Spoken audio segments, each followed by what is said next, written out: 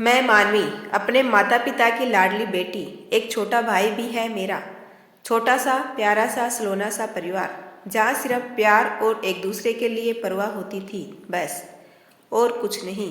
पापा private company में manager है। मम्मी घर में एक हेल्पर की सहायता से कपड़ों की सिलाई का काम करती है। भाई बीबीए कर रहा है। मैं पढ़ाई में कोई खास नहीं रही। एमए करने के बाद बीएड किया। पास के ही स्कूल में बच्चे को पढ़ाती हूँ। 26 जनवरी के फंक्शन में रिटायर्ड ब्रिगेडियर बलराम सिंह जी को बुलाया गया। बच्चों को मैंने देशभक्ति गीत तैयार करवाया था, जिसमें साथ में मैं भी गाने वाली थी। जैसे ही गायन शुरू हुआ, एकाएक शांति सी छा गई। बिल्कुल सन्नाटा, और सन्नाटे को चीरती बच्चों के साथ मेरी आवाज़। गाना खत्म हुआ। हम चकित, कोई ताली क्यों नहीं बजा रहा? क्या पसंद नहीं आया किसी को? सोच ही रही थी कि तालियों की गड़गड़ाहट से पूरा हॉल गूंज उठा। हमारी खुशी का ठिकाना नहीं। सारे बच्चे खुश होकर लिपट गए मुझसे। मेरी आंखों में भी खुशी के आंसू थे। अगले दिन जैसे ही स्कूल पहुंची, प्रिंसिपल सर ने ऑफिस में बुलाया और पापा को फ़ोन नंबर मांगा। ताजुब तो बहुत हुआ, पर सर से कुछ पूछने का साहस न कर सकी और नंबर देकर अपनी क्लास में चली आई। घर पहुंची तो देखा पापा घर पर थे। मम्मी और उनके चेहरे पर अनोखी खुशी थी। कारण समझ नहीं आया। मम्मी ने पोहे की प्लेट हाथ में पकड़ाई और खुश होकर बोली, मन्नू, तेरे लिए बहुत बढ़िया रिश्ता आया है बेटा। मैं चौंक पड़ी। कहाँ से? किसका रिश्ता? पापा बोले, तुम्हारे स्कूल में ब्रिगेडियर साहब आए थे, उनके इकलौते बेटे कैप्टन सत्यवीर का। बात तो बहुत खुश होने वाली थी, पर मैं सोच नहीं पा रही थी मुझसे ब्याह क्यों करना है। ठीक है, मैं खूबसूरत लड़की हूँ, पर हम साधारण मध्य वर्गीय लोग, उनसे क्या बराबरी। पापा मेरे मन की दुविधा समझ गए। बोले, ज़्यादा सोच मत बिटिया, कल हमें बुलाया है उन्होंने। हम मिलने के बाद ही तय करेंगे। ठीक है, मैं सिर हिलाकर रह गई। मम्मी के कहने से मैंने साड़ी पहनी। हल्की गुलाबी रंग की प्लेन शिफॉन की साड़ी, छोटे मोती की पतली माला और नन्हे से टॉप्स, हाथ में घड़ी और नाजुक सा ब्रेसलेट। कमर से नीचे घने लहराते बालों को खुला ही छोड़ दिया। खुला आंचल कंधों पर फैलाकर अपने आप को देखा तो खुद ही मुग्ध हो गई। मन्नू, जल्दी आ बेटा। आई मम्मी। जैसे ही गेट पर गाड़ी पहुंची, हवेली जैसा घर देखकर सबके मुंह खुले रह गए। सब बेहद खुश, पर मैं सोचने पर मजबूर, कैसे एडजस्ट करूंगी खुद को। खैर अंदर पहुंचे, बहुत अच्छे से मिले सभी, पर सभी के चेहरे पर अजीब सी अकड़, एक गुरूर और अहंकार का गुमान दिखा मुझे। ये बात खल रही थी, पर चुप रही। ये खाइए, ये यहाँ का है, ये देखिए, ये वहाँ का है, यही सुनती रही। मम्मी पापा तो मंत्रमुग्ध, पर मैं सांस भी नहीं ले पा रही थी। किसी तरह समय बीता और हम घर आ गए। कितना बड़ा महल जैसा घर है। हमारी बिटिया तो राज करेगी। खुशी के अतिरिक्त मैं मम्मी की आवाज़ कपकपा रही थी। पापा अलग दुनिया में मगन थे। बिरादरी में मेरी नाक ऊंची हो जाएगी, अभी हमें कोई कुछ नहीं समझता। भाई अलग दीवाना हुआ जा रहा और मैं सोच में डूबी, पर मेरी तरफ किसी का ध्यान ही नहीं।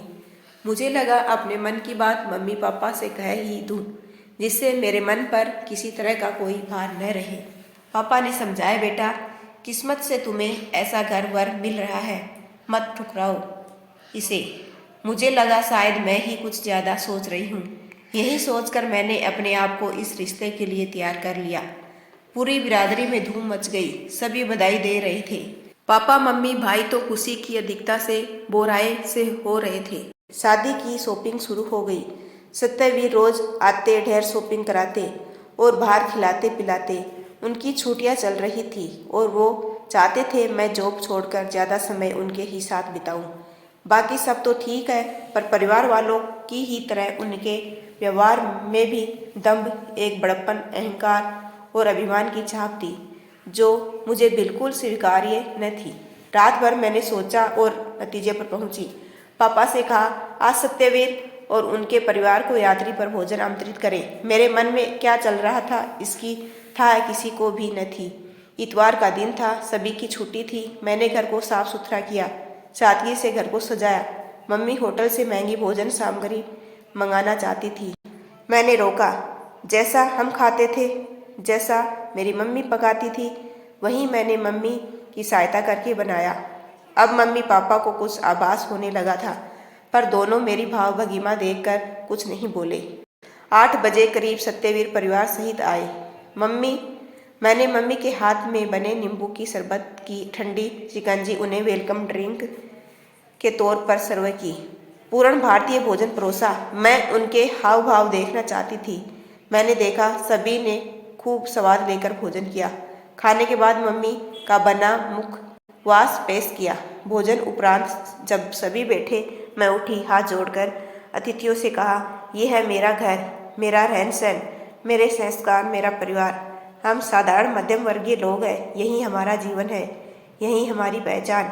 आपने जिन गुणों को देखकर मुझसे अपनाना चाहा, वही मेरी अपनी पहचान है।